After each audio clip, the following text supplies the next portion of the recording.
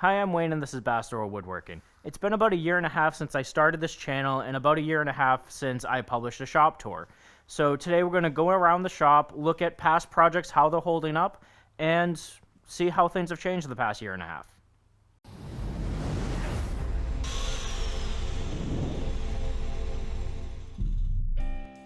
We'll start over here with my drill press. Not too much has changed with this in the past year and a half. It's a decently powered drill press.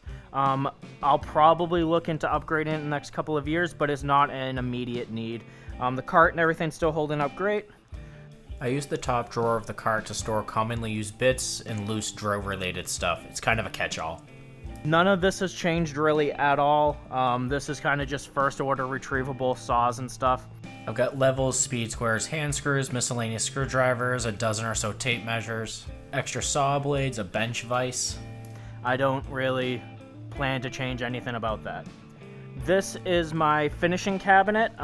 It's supposed to be heated and everything during the winter. I kept burning through thermocubes, so I have to think of some other way to make this work. There's a heat lamp down the bottom there that's supposed to turn on when it gets below 35 degrees so that nothing in here will freeze. That didn't really work, so a project coming up is going to be completely rethinking this heated cabinet. Above the cabinet I have some large plane storage and then just anything that doesn't have a home. This is my Harbor Freight tech cart. This is a pretty recent purchase, got it about a month and a half ago. It's fine. I don't really know what I'm using it for yet. Originally I envisioned this thing following me around the shop and being my main point of contact throughout the shop. It's not really working out that way, so I have to figure out how and if I want to use this whole system. I currently have the cart set up with my most used tools in the top cabinet, including my drill and driver, glue brushes, chisels, transfer punches, super glue, some screwdrivers, different measuring tools, extra batteries, bits, just a bunch of stuff I use all the time. I then have the drawers filled with different pliers, wrenches, squares and calipers, extra safety glasses, wood glue, sandpaper, my pin nailer, and lots of extra pins. I'm not sure if I'm happy with this system and may end up changing it. The cart seems to gather extraneous tools as I use them in a project and things never get back to their proper home. These are just sanders and sandpaper. None of that has really changed. It's fine. It's a horrible use of space and should be changed, but it likely won't change. It's not really high on my priority list. This is my mobile cart slash infeed table slash home for my miter saw and my planer. I also don't really have a good place to store sheet goods, so they just kind of lean here. I've been trying to think of different methods for storing sheet goods, and I just keep coming back to a mobile stock cart, which I don't want to have in here because I don't really have the room for it. So if anyone has any creative solutions for dealing with full sheets of plywood and stuff like that without breaking them down previously, put them in the comments. I'd be really happy to see some kind of solution. Under the cart, I have my Craftsman Planer. It's fine. I wouldn't purchase this again. I haven't been 100% happy with it. It's a little bit underpowered, and it's not really all that tight in the way it's put together. I'll probably look into replacing this in the next year or so. I also have my 10-inch compound miter saw. It's fine. I don't use a compound miter saw all that often, so for my needs, this thing's perfect. And then I have an old little shop vac that I use for cleaning out the basement. In this corner, I have my pre-war Craftsman lathe, and above that I have all my hardwood storage. I don't think anything up here has changed. I think in my first shop tour, I might have still been using this as deep toolbox storage. Now it's hardwood. I have a lot of hardwood. I need to find the uses for it. Below the hardwood is the first project on this channel, which is this hammer rack. It was originally mounted to the side of the mobile cart. That was a terrible place for it because anytime I moved that cart, hammers would fall out. It's been pretty sturdy up here and haven't really thought twice about it since I mounted it, so it's been working. Below the hammer rack is my pre-war Craftsman lathe, along with my homemade tool rest. All of this stuff has been holding up remarkably well. I just have to make sure I keep it oiled and everything. The only change I have made to this whole station is the replacement of the 3rd horsepower motor with a 3/4 horsepower motor. It just helps keep larger pieces of stock up to speed. And that's it. This is my put everything here in the corner. I have the powered hacksaw, which gets used a couple of times a year, so it doesn't have a dedicated spot in the shop, but I'm never going to get rid of that thing. I love it. I have a bunch of workmates, and then large pieces of scrap, and then a bunch of like automotive stuff all above there. This is my 14-inch Harbor Freight bandsaw. I have added a riser kit to this, and I've built a custom table and fence system, and this thing has been a little champ. No problems with it really to speak of at all. I have a resawing blade on it right now. Especially as I've been doing more guitar building and stuff like that, this has become a very capable bandsaw. This is my homemade 2x72-inch belt sander. This thing has been holding up incredibly well. I'm very happy with it. It's a little bit bigger than I would build it today, but it's not causing issues enough that I'd ever rebuild it. I've used this thing all the time, and it has never let me down. Next to the belt sander, I have another work surface. This is a piece of mahogany and maple that I'll be using in an upcoming project of a guitar build. I also use the cart to store some more hardware and miscellaneous tools. This is my 10-inch Craftsman Radial Arm Saw that my father gave me. It's still my main cross-cutting saw. There are zero issues with it. The only changes I've made to this thing in the past year and a half is adding dust collection back behind the blade. It's been great. It's been bulletproof.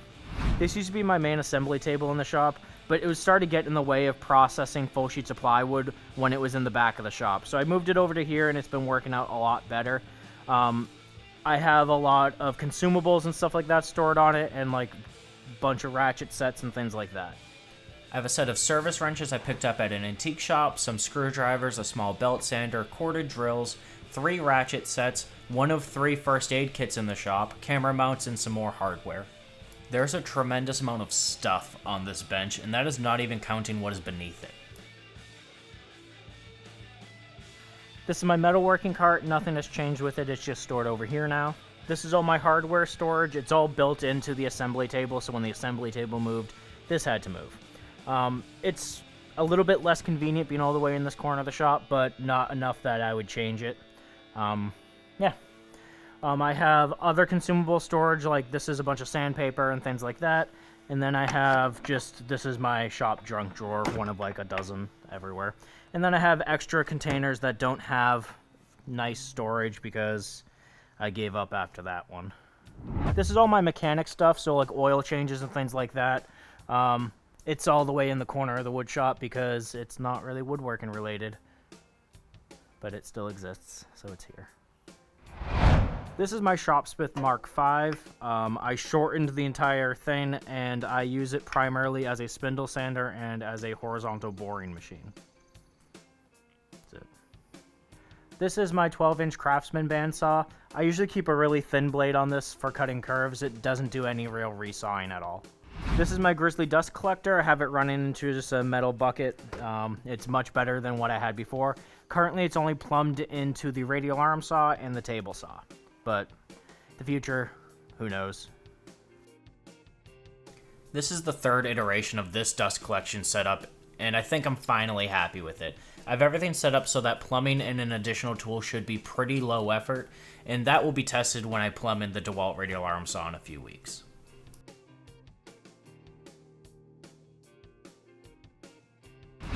This is my Outfeed Table. It's also where I keep a whole bunch of hardware of different kinds, and my router table. This is my homemade router table and lift system made using one of the Harbor Freight router tables. It's perfectly fine for my purposes. In the next couple of months, I'm going to be working on a better fence system for this. Right now, I kind of just clamp down a fence wherever I need it. I'm going to build a more actual built-to-purpose fencing system for this router table. This is my Radial Arm Saw Cabinet for my 1950s DeWalt Radial Arm Saw. My most recent video was replacing the bearings and the motor of this thing. The cabinet itself has been perfect. I have not really made any fundamental changes to it. I've changed some shelf heights here and there. But overall, incredibly happy with the cabinet as a whole, and not really looking to change it in any meaningful way. One small change I have made to this Radial Arm Saw cabinet is mounting this scroll saw on some drawer slides so that it can come out and go back in as I need to use it. I was finding that I was never using either of my scroll saws because I had them stored in here, and I would just kind of go over to the bandsaw instead of setting one of these up. Now that this is set up and constantly plugged in, I can just pull it out, do my quick cut, push it back in, and it's no fuss. On this little auxiliary wing of the Radial Arm Saw Table, I have some additional stationary tools. So I have the Harbor Freight belt and disc sander, which for its price is a very good little sander. I have my homemade 10-inch disc sander, which is a beast. And then I have this little 5-speed central machinery drill press where I can't kill this thing. I use it primarily for drilling through metal, and it takes a long time, but it does it, and it never complains. This thing's a little champ. Beneath the sanders, I have my air compressor, which is connected to the hose reel above.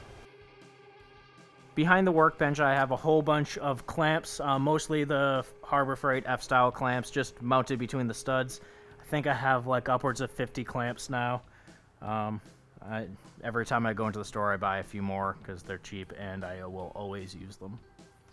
And now completing the full revolution around the outside wall is a lot of my wrenches and nut drivers, things like that. Behind it, I have a whole bunch of commonly used drill bits, Forstner bits, things like that, and mills, and then a few jigs for making knobs and things like that. In the top drawer, I keep a set of my SAE and metric wrenches. These are what I refer to as my nice wrenches. The second drawer has my routing templates for guitar building. Air tools are found in the third drawer, and my framing nailer and some larger corded drills are located in the bottom.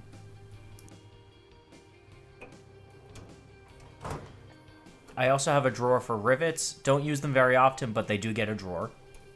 And then a drawer full of different adhesives, glue sticks, JB Weld, PVC cement, epoxy, anything that sticks stuff together. The bottom drawer is for rags. It is mostly just old t-shirts that my wife tells me I'm not allowed to wear around anymore.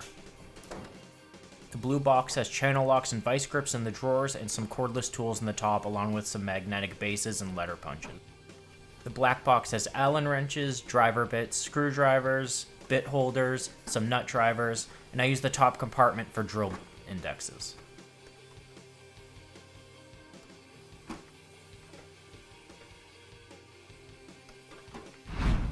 Above the cabinet, I have some bit braces, hand planes, and a couple of wood mallets, and then the bits and end mills I referenced earlier.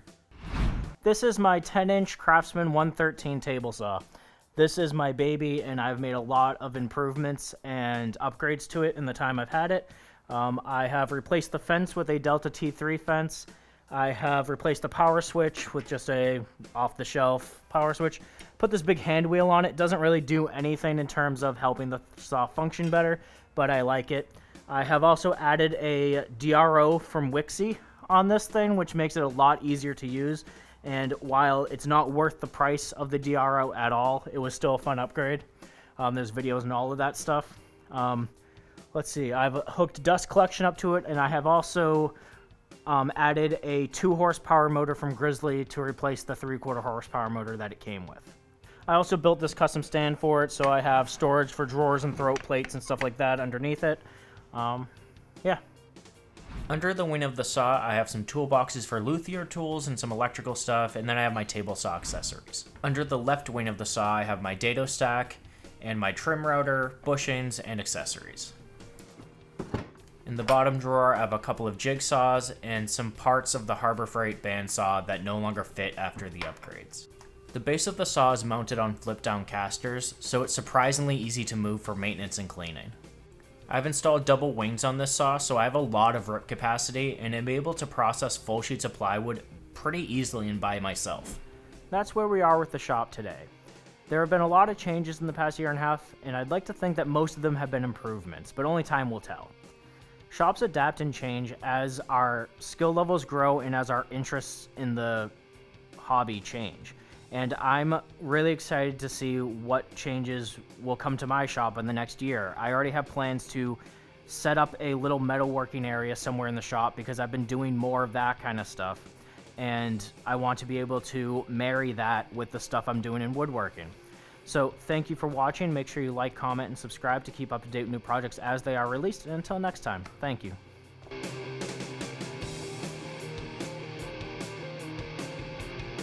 Hey, come here often. How's it going? You want to see some shop stuff? Just make this really seductive the entire time. Please stop. Okay. Want to see me put some glue on some surfaces? Nobody